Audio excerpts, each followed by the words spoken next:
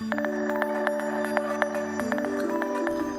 the time is now 6:41, and we're going to start with our 7-day forecast because today is going to be the coolest of those next 7, even though we are still going to be in those upper 70s to lower 80s. In fact, our average high for this time of year is 80, so we're pretty close to that mark here in Central Texas. That partly sunny, that's mainly high cloud cover. We're going to talk more about that in just a little bit, but also Thursday evening into Friday for you guys in Central Texas, we could be seeing that frontal boundary result in a few of those isolated showers in some of our northern zones, as well as portions of North Texas, including the Dallas-Fort Worth Metroplex, before the cold front shifts and turns into a warm front, and then we start to have those winds pick up for your Saturday, and that could be important for kickers in the Texas A&M game against South Carolina. So that's definitely something we're going to have to watch as well. But the temperatures this coming weekend as well, always weekend forecast, look at that, upper 80s to near 90 for high temperatures with a mix of sun and clouds on Sunday.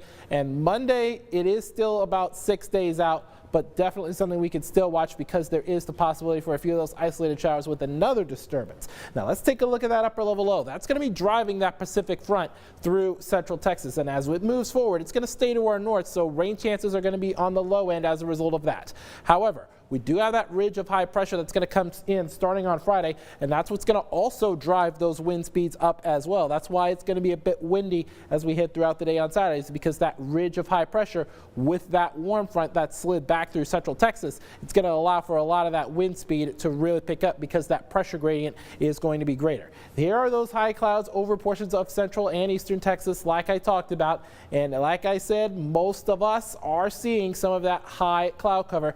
That includes downtown Temple on our tower cam.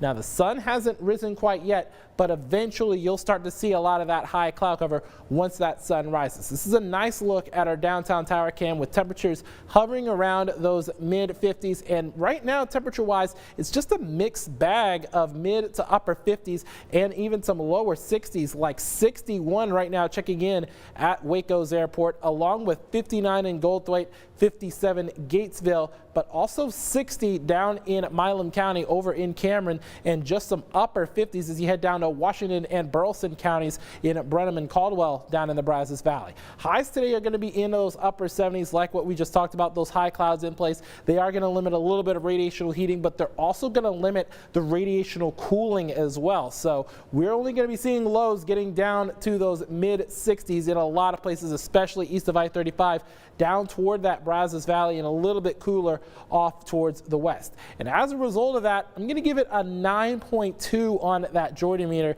It can't necessarily be a 10 because we are still going to be seeing those high clouds in place, but it is still going to be a very pleasant afternoon just below our average highs. Chris?